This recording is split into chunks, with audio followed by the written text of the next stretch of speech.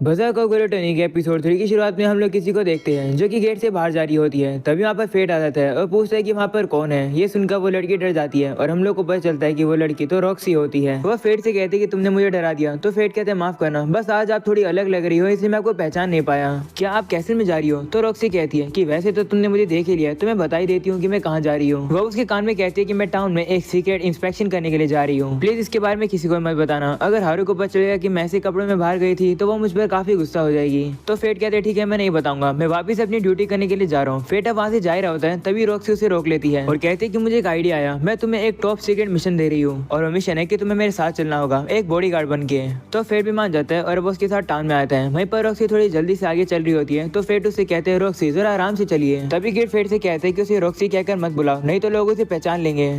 वहीं पर Roxy fate से यही कहती है कि लोग हमें पहचान लेंगे, इसे तुम मुझे लेक्सी करके बुलाना। वहीं पर गिल्ड फेट से कहने लगता है मैंने कहा था ना। तो फेट को उस पर गुस्सा आता है, वो उसे शांत होने के लिए कहते हैं। जिस बार अब रॉक्सी को लगता है कि फेट उसे शांत होने के लिए कह रहा है इसलिए अब रॉक्सी उससे माफी मांगती है इतने अनोइंग होने के लिए। तो फेट कहते हैं नहीं मैं आपसे नहीं कह रहा था ये बात। तब रॉक्सी कहती है ठीक है फिर मैं तो बस काफी एक्साइटेड हूँ क्योंकि हम दोनों एक साथ बाहर आए हैं। ये सुनने के बाद अब फेट और रॉक्सी दोनों शर्मा जाते हैं। ये देखकर गिल्ड कहने लगता है तुम दोनों कितने यंग हो। तो फेट को वापस गुस्सा आ जाता है, वो गिल्ड के ऊपर वापस गुस्सा करने लगता है। ये देखकर रॉक्सी फेट को रोकती है और कहती है कि तुम अपने वेपन के साथ ऐसा बिहेव नहीं कर सकते हो। और फेट रुक जाता है जिसके बाद रॉक्सी उसे कहने लगती है अगर देखा जाए तो मैंने तुम्हारे स्वॉर्ड को एक बार भी नहीं देखा है।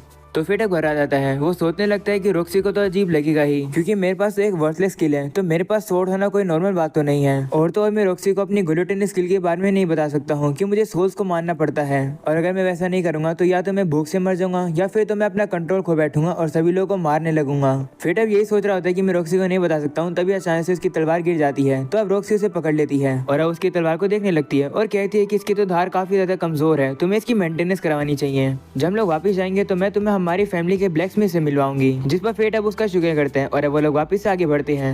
और अब गिल्ड फेट से कहते हैं तुम्हारे लिए कितना अच्छा है, तुम्हारी मेंटेनेंस होने वाली है काफी जल्द। वहीं पर गिल्ड उसका रिप्लाई कर ही नहीं रहा होता है। तो फेट अब उसे कहता है तुम्हें क्या हुआ, जिस पर उसे कहते हैं चुप हो जाओ जरा मुझे मेरा मोमेंट एंजॉय करने दो। रॉक्सी की स्मेल तो कितनी ज्यादा अच्छी थी। ये सुनकर फेट को वापस गुस्सा आ जाता है और अब वो गिल्ड को फेंकने वाला होता है। तभी रॉक्सी फेट से जल्दी सामने आने के लिए कहती है तो फेट भी जाता है और अब वो लोग टाउन के अंदर आ जाते हैं। वो लोग सबसे पहले फ्रूट की दुकान पर आते हैं जहाँ पर रॉक्सी ग्रेप्स को देखती है। तो अब शॉप उन्होंने बताते हैं कि ये ग्रेप्स काफी फ्रेश है, ये आज सुबह ही हार्ट फैमिली के गार्डन से आए हैं। तो रॉक्सी उसे कहती है कि क्या हम इन्हें ट्राई कर सकते हैं। तो शॉप ओनर कहते हैं हाँ करो और अब वो उन्हें 2 ग्रेप्स देता है। वहीं पर अब फेट और अब रॉक्सी उसे ट्राई करते हैं। फेट उन ग्रेप्स को खाने के बाद कहते हैं कि ये तो काफी टेस्टी है। तो रॉक्सी से कहती है हाँ ये तो होंगे ही क्योंकि आखिरकार ये मेरे घर के जो ग्रेप्स हैं। ये सुनकर शॉप ओनर से कहते हैं क्या तुम्हारे घर के हैं, आखिरकार तुम्हारे कहने का मतलब क्या है। तो अब रॉक्सी फंस जाती है। तो अब फेट सोचने लगता है कि शॉप ओनर को पता चल जाएगा कि ये लेडी रॉक्सी है, मुझे क्या करना चाहिए। तभी गिल्ड उसे कहते हैं कि शॉप ओनर से कहो कि लेक्सी के रिलेटिव हार्ट फैमिली में काम करते हैं। तो फेट भी ऐसे करता है, वो शॉप ओनर से कहते हैं कि क्योंकि इसके घर के खाने का मतलब ये है क्योंकि इसके रिलेटिव वहाँ पर काम करते हैं। तो शॉप ओनर कहते हैं ठीक है समझ गया। जिसके बाद शॉप ओनर वहाँ से चला जाता है क्योंकि दूसरे कस्टमर आ जाते हैं। वहीं पर रॉक्सी फेट का शुक्रिया करती है और कहती है तुमने मुझे बता लिया। तो फेट कहते हैं कोई बात नहीं। तभी हम लोग देखते हैं कि मार्केट में होली नाइट्स आ रहे होते हैं। ये देखकर अब सभी लोग अब साइड में हट जाते हैं। वहीं पर अब टाउन के सभी लोग ही कहने लगते हैं ये होली नाइट कितने ज्यादा बेकार हैं। सर मैसन की डेथ के बाद जो होली नाइट्स है वो कितने ज्यादा और बेकार हो गए हैं, वो अनकंट्रोलेबल हो गए हैं। और अब वो जब नाइट वहाँ से जा रहा था तभी अचानक से फेट के पेट की गुड़गुड़ाने की आवाज आ जाती है। वो आवाज सुनकर वो नाइट काफी गुस्सा होता है और कहता है कि ये आवाज किसने करी। वह फेट के पास आता है और कहता है कि क्या वो आवाज तुमने करी। जिस पर फेट नीचे बैठ जाता है और कहता है हाँ मुझसे गलती होगी। तभी वो नाइट उसे कहता है कि मैं तुम्हारी आवाज नहीं सुन पा रहा हूँ। वो फेट को लात मारने वाला होता है। तभी रॉक्सी उसे रोकती है और कहती है कि उसने अपनी माफी मांग ली है, इसे तुम चले जाओ। ये सुनकर अब वो नाइट रॉक्सी की तरफ देखता है और कहता है कि तुम कौन हो जो कि मुझे उल्टा जवाब दे रही है। वो अब रॉक्सी को ध्यान से देखता है और कहता है कि क्या मैंने तुम्हें पहले कहीं देखा है। तभी टाउन के भी सभी लोग रॉक्सी को देखकर कहते हैं कि ये तो लेडी रॉक्सी है, लेकिन ये यहाँ क्या कर रही है। वहीं पर अब ये सब फेट देखने के बाद कहते हैं कि काफी ज्यादा बुरी सिचुएशन हो गई, सभी लोगों से पहचान जाएंगे। तभी गिल्ड फेट को आइडिया देता है कि तुम दोनों लवर्स बनने की एक्टिंग करो। तो फेट कहता है क्या लवर्स। ये बात अब रॉक्सी भी सुन लेती है और वो फेट से कहती है हाँ अच्छा आइडिया है। वह फेट के हाथ को पकड़कर खड़ी हो जाती है और कहती है कि मैंने तुम्हारे लिए ब्रेकफास्ट बनाया था,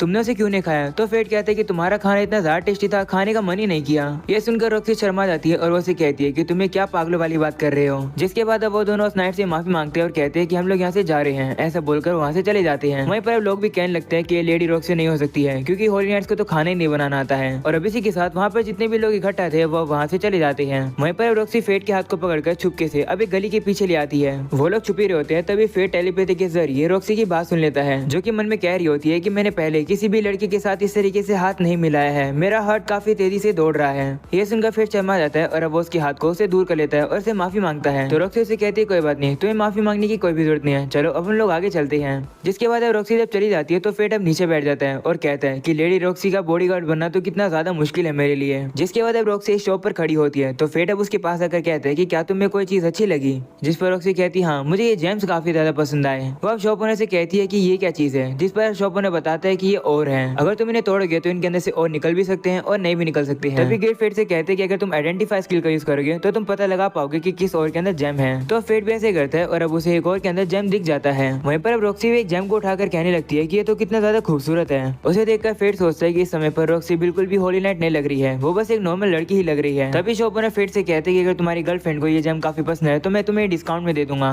ये सुनकर फेट शर्मा जाता है, लेकिन वो अपने मुंह को साइड कर लेता है क्योंकि उसके पास तो पैसे नहीं है। तो अब रॉक्सी उस जेम को रख देती है। ये देखकर शॉप ओनर उसे कहते हैं कि क्या तुम्हें ये नहीं चाहिए। तो रॉक्सी कहते हैं नहीं, मेरे लिए इनका कोई भी यूज नहीं है। ऐसा बोलकर वहाँ से चली जाती है। तो फेट अब उसका पीछा करता है और उसे कहते हैं कि क्या तुम्हें ये सही में नहीं चाहिए। तो रॉक्सी कहती है हाँ मुझे नहीं चाहिए। वो उससे कहती है कि क्या तुम्हारे कुछ वॉरियर दोस्त है क्या, मुझे उनसे कुछ क्वेश्चन पूछने हैं। तभी अचानक से वहाँ से दो लोग जाते हैं जो की बात कर रहे होते हैं मरे गॉब्लिन्स के बारे में। वो कहते हैं कि ग्रूमर है कि एक वॉन्डरिंग मॉन्स्टर गॉब्लिन्स को मार रहा है और पता नहीं किसने एक ऑर्फनेज के अंदर गॉब्लिन किंग के ईयर को डोनेट किया है। वो उस पर्सन को ढूंढ रही है जिसने भी वो डोनेट किया है। ये सब सुनने के बाद रॉक्सी वहाँ पर आती है और उन लोगों से कहती है कि क्या तुम मुझे उस वॉन्डरिंग मॉन्स्टर के बारे में और कुछ बता सकते हो। जिस पर वो कहते हैं नहीं हमें नहीं पता, जाकर तुम वॉरियर से पूछो। ऐसा बोलने के बाद वहाँ से चले जाते हैं। तब रॉक्सी फेट से कहती है कि क्या तुम मुझे वहाँ पर ले जा सकते हो जहाँ पर सभी वॉरियर्स इकट्ठा होते हैं। तो फेट कहते हैं ठीक है, लेकिन क्या तुम इसी चीज की इंस्पेक्शन करने आई थी। तो रॉक्सी कहती है हाँ मैं उस वॉन्डरिंग मॉन्स्टर को इन्वेस्टिगेट करना चाहती हूँ जो कि हाल फिलहाल में कैपिटल में घूम रहा है। वहीं पर ये सुनने के बाद फेट शॉक हो जाता है क्योंकि कोई भी वॉन्डरिंग मॉन्स्टर नहीं है बल्कि वो फेट ही है जो कि गॉब्लिन्स को मार रहा है। जिसके बाद फेट रॉक्सी को उसी बार में ले आता है और वो अपनी सीट पे बैठने वाला होता है। तभी ओनर उसे कहते हैं कि तुम वहाँ पर नहीं बैठ सकते हो, वो सीट मेरे एक खास कस्टमर की है जो कि मर गया। और अब वो जैसे सामने देखता है उसे पता चलता है कि वहाँ तो फेट ही होता है। वो उसे देखकर शॉक हो जाता है और कहता है क्या तुम तो जिंदा हो।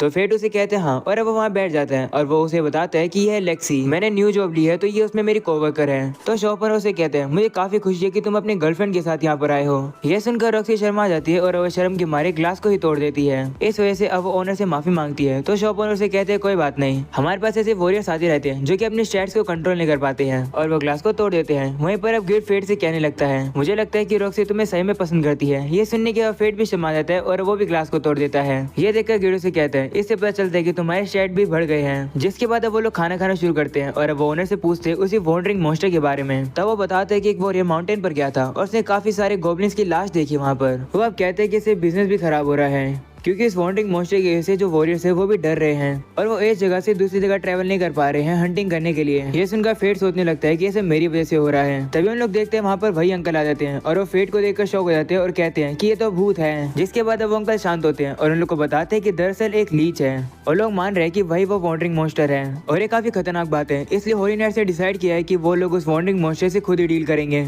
ये सुनकर अब गिड फेट से कहता है कि अब हम लोग को होली नाइट से लड़ना पड़ेगा। ये चीज तो तुम्हारे लिए काफी मुश्किल होने वाली है क्योंकि तुम्हारे स्टैट तो वापस से रीसेट हो चुके हैं। जिसके बाद वही अंकल रॉक्सी से कहने लगती है कि आखिरकार तुम लोग इतने क्यूरियस क्यों हो उस वॉन्डरिंग मॉन्स्टर के लिए। तब रॉक्सी फंस जाती है और वो कुछ ना कुछ बहाने मारने लगती है। वह फेट सोचने लगता है कि अगर रॉक्सी मुझे हंट में ज्वाइन करेगी और अगर उसने मेरा वैसा रूप देखा तो पता नहीं क्या होगा।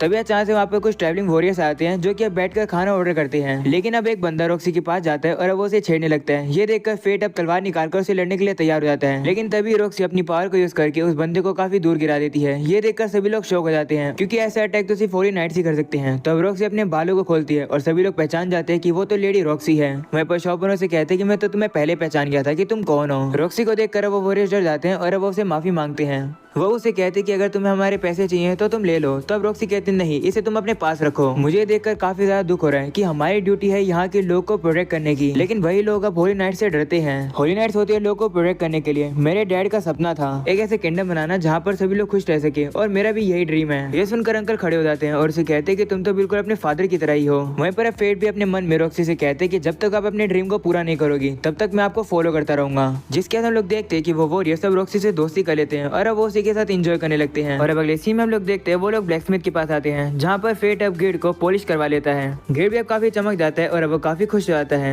और अब अगले सीन में हम लोग देखते हैं वो लोग बाहर आ जाते हैं, जहाँ पर फेट अब रॉक्सी का शुक्रिया करता है उसकी तलवार का मेंटेनेंस करवाने के लिए। तो रॉक्सी उसे कहती है कि शुक्रिया तो मुझे तुम्हारा करना चाहिए, तुम्हारी वजह से मुझे वॉन्डरिंग मॉन्स्टर के बारे में काफी कुछ पता चल गया। तो फेट कहते कोई बात नहीं, लेकिन तुम्हें उस हंट के बारे में कैसे नहीं पता चला। तो रॉक्सी कहते कि व्लेरिक फैमिली ने डिसाइड किया है कि वो उसे हैंडल करेगी और उन लोगों ने मुझे इन्फॉर्म तक नहीं किया। ये सुनकर फेट कहते हैं वो लोग वापस से फिर से ये काम कर रहे हैं। तभी हम लोग मार्केट में हाड़ो को देखते हैं, जो कि जबरदस्ती एक बच्चे को खींच रहा था। ये देखकर रॉक्सी उनसे कहती है कि इस बच्चे को दर्द हो रहा है, इसे छोड़ दो। तो वो लोग कहते हैं कि ये बच्चा खो गया, हम लोग तो बस इसकी मदद कर रहे हैं। तो अब रॉक्सी को उनका तरीका बिल्कुल पसंद नहीं आता है और अब फेट से कहती है इस बच्चे को लेकर आओ। फेट भी ऐसे करता है और अब वो हाड़ो के हाथ से उस बच्चे को ले आता है। तभी राफेल फेट के पास आता है और कहते हैं तुम्हें देखकर लग रहा है कि तुम काफी अच्छा कर रहे हो। वहीं पर फेट अब उसकी बात को इग्नोर कर देता है और अब उस बच्चे को लेकर पीछे आ जाता है। रॉक्सी अब उन लोगों से कहती है कि इस बच्चे को हम लोग संभाल लेंगे। और अब वो राफेल से कहती है मुझे ये बताओ कि तुमने मुझे वॉन्डरिंग मॉन्स्टर की हंट के बारे में क्यों इन्फॉर्म नहीं किया। तो राफेल कहते हैं मुझे लगा कि तुम दुखी होगी क्योंकि तुम्हारे फादर जो मर गए, इसलिए मैं तुम्हें डिस्टर्ब नहीं करना चाहता था। तो रॉक्सी उसे कहते नहीं ऐसी बात नहीं है, मैं बिल्कुल ठीक हूँ। ये सुनकर राफेल कहते हैं ठीक है फिर हम लोग यहाँ से चलते हैं। वो लोग वहाँ से जा रहे होते हैं। तभी हाड़ो फेट के पास आता है और उसे कहते हैं कि तुम्हें कूड़े की तरह एक्ट करना चाहिए। वहीं पर फेट उसका कोई भी जवाब नहीं देता है, वो उसे घूरे जाता है। ये देखकर हाड़ो को गुस्सा आ जाता है। हाड़ो उससे और ज्यादा लड़ने वाला होता है। तभी राफेल हाड़ो को कहता है भूल जाओ इसे, चलो जल्दी से।